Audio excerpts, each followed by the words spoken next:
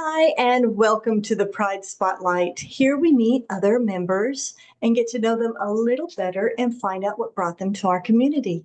My name is Rheama, and I'm honored to be your host. Today we will be meeting with Ave Guevara. Hi, Ave.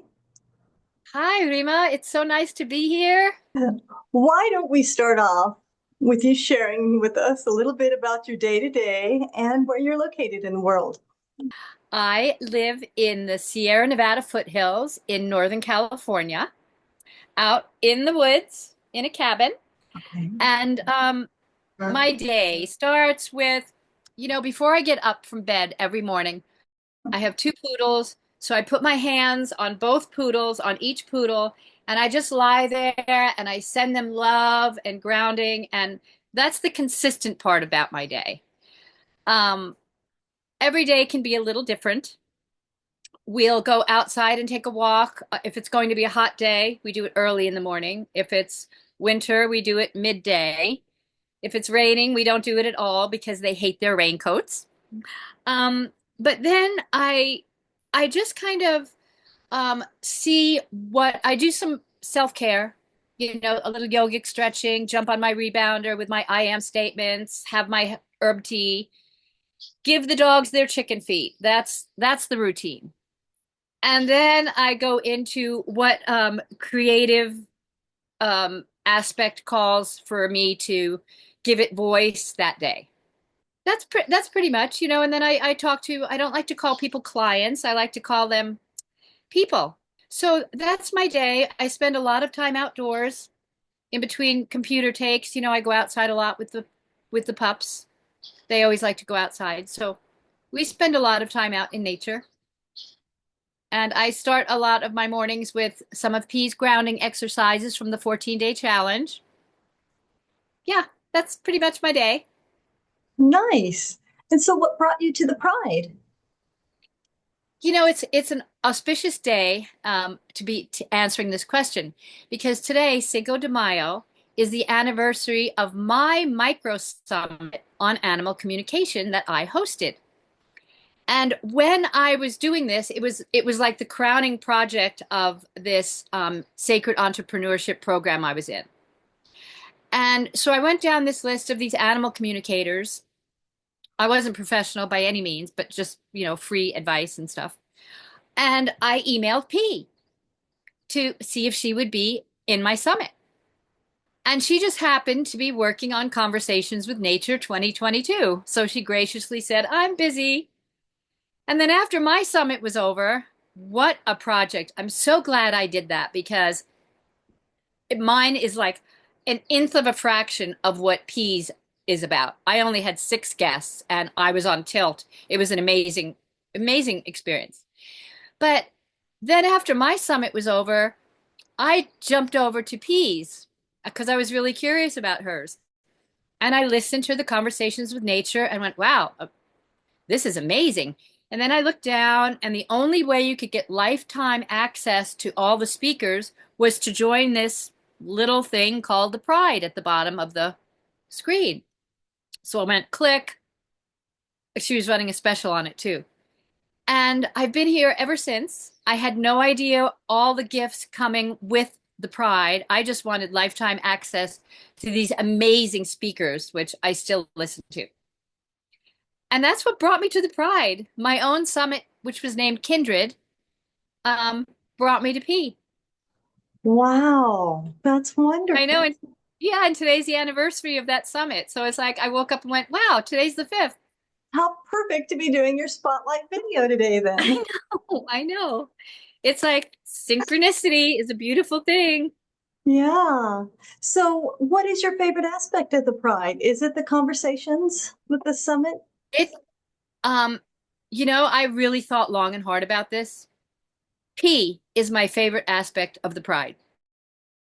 He is a radiant beacon of light, and she does so much and offers so much and is in such amazing service.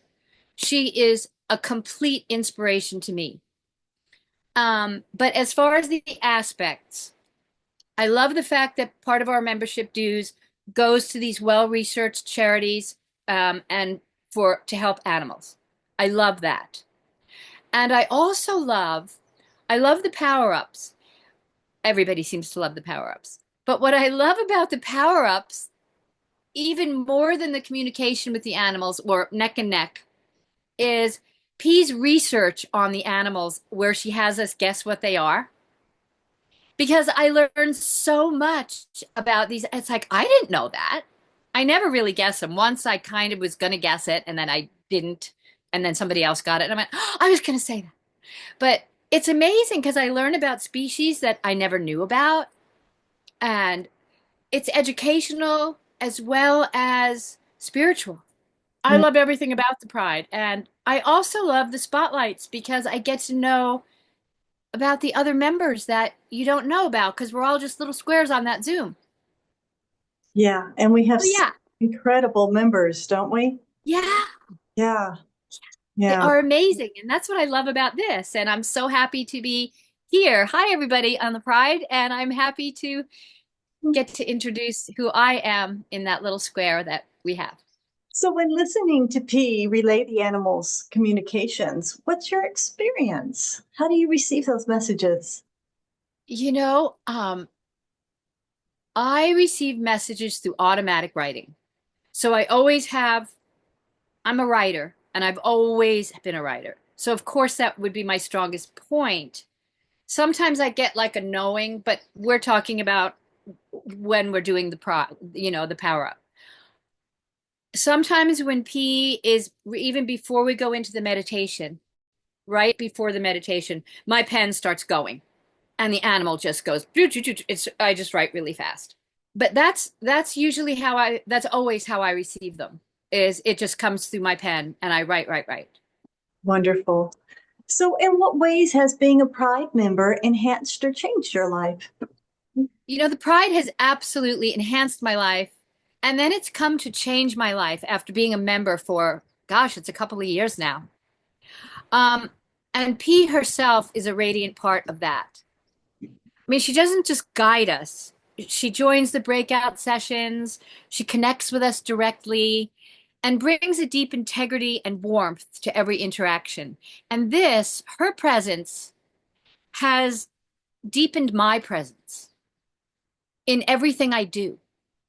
Um, I have more clarity in my communication work, even communication with myself and communication with nature.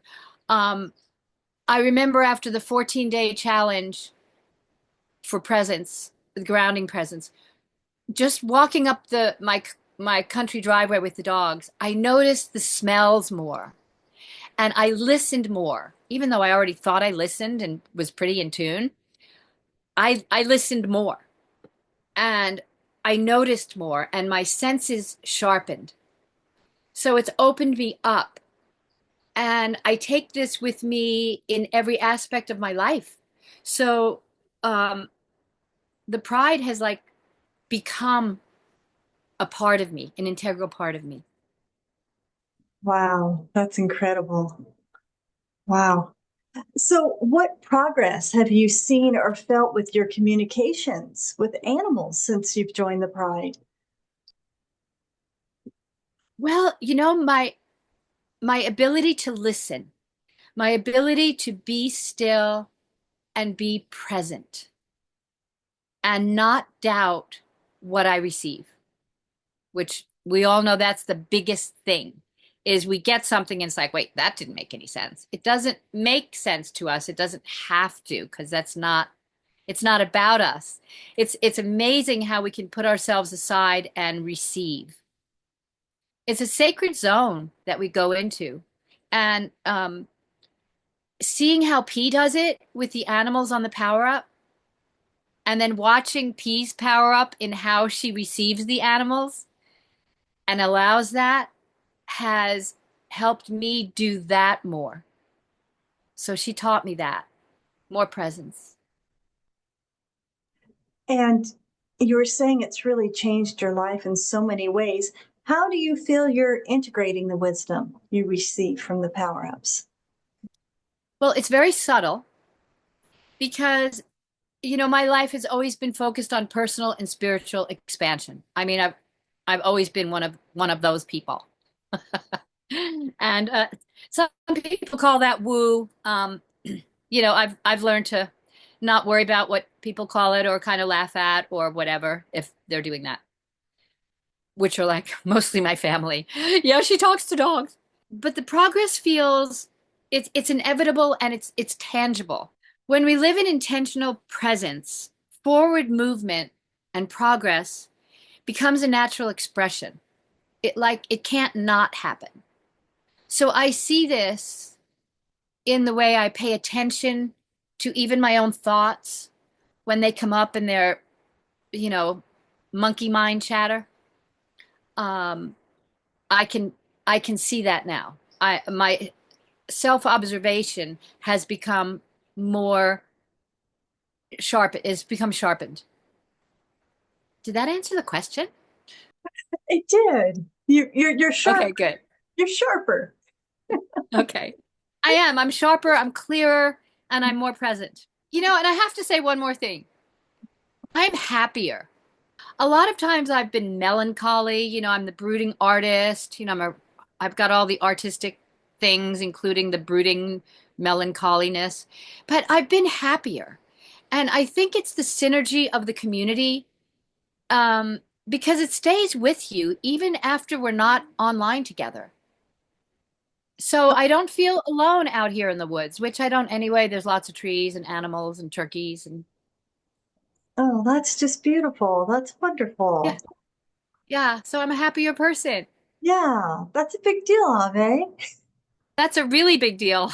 And I want to share that with other people because that happiness comes through when I'm making my own videos.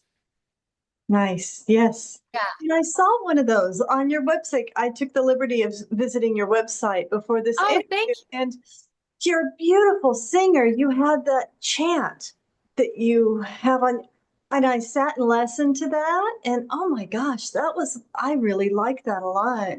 Thank you. I have done kirtan for many years, like 40 years. I have sang kirtan. Wow. And if you were listening to the Gayatri mantra, that took me months to learn the correct pronunciation because that's really important in order for the power of the mantra to be effective. And I love singing kirtan. I just love it. Yeah. So thank you. I'm so glad you visited that. Yeah. One quick story about that on the 1111 CD, which has 11 mantras on it, Mhm. goes side by side on the video. My friend used to play, it's a CD. I have a CD. That's, how that dates me. But she used to play that CD for her cat who was very ill all the time. And the cat loved hearing that. And when I came to visit her, I hadn't visited her before in person. And as soon as I started talking, her cat Willow just perked up. She like knew my voice from hearing my mantras for months before I met her. Wow. So that was just really a cool, that was just wonderful to me, that makes it all wonderful. Yeah. Wow. Thank you. Thank you. I'm so glad you listened. Yeah, it was really neat. So do you have a favorite species that you've communicated with during a power up? Well, of course, everybody has said the condor, or a lot of people have. And condor is she's top on my list because I communicated with the condor up in this aviary for years. And she was in her enclosure, and I just felt her being depressed and nobody going by and looking at her. And I'm really connected with Peru. And so those two things, and I got a powerful message from the condor as well. I don't remember what it is at the moment. And um, but I really can't say I have a favorite species because I love them all on different days. Lovely. And is there anything else you'd like to share with us today, Ave? Thank you. I just want to say my appreciation to P for her all what she has created for all of us and the service she is doing on such a big big stage in life. Um, I have such respect for her. She's really my hero. P, you're my hero. Like P, and like all of us who have loved animals and had grief, I had intense grief when my standard poodle transitioned. And um, she started coming to me through automatic writing. And she transitioned when I was doing my summit in 2022. After she transitioned, I grieved for her more than I grieved for any human that has passed. And which was a great release because I never could cry. I'd cry and like 30 seconds later it turned off like a faucet. But when Cheyana transitioned, I cried so much. It was such a release. But she started coming to me every night, automatic writing, and I couldn't get no punctuation. It was messy. I have a hard time rereading it because it was so fast. But she told me about the gifts that were in grief, which who thinks there's a gift in grief when you're grieving? But then she told me, she guided me to draw her because I'm an artist. So I took the photo of her that made me cry the most and I started drawing it in full detail. And that brought me such ease as I was staring at her picture and drawing her that it was very healing. And then I was directed to publish it as a book, a service book. Oh, That drawing became the cover. And P let me show this book once on one of our meetings. But it's right here. And that's the picture of Cheyana that I drew. It went on to actually win an award. So my poodle is an award-winning author from the other side. There's a lot of gifts when you're really grieving, but you really don't feel them unless somebody tells you about them. And then you go, "Oh yeah, wow." Because your heart's blown so wide open. There's room for amazing wisdom to come in. But attuning to that is really difficult. And that's why this book I feel is in service because it will help others. yeah, that's a beautiful story. Wonderful. Thank you. I'm happy to share it with everybody. Yeah, thank you. And thank Thank you. you. What's her name? Cheyana. Cheyana. And thank you, Cheyana. Yeah, she's a pretty amazing girl. Well, thank you for your time today, Ave. It was beautiful meeting you and hearing your Thank you, story and Rheama. journey. Thank you. It's a pleasure to be here, a pleasure to meet you.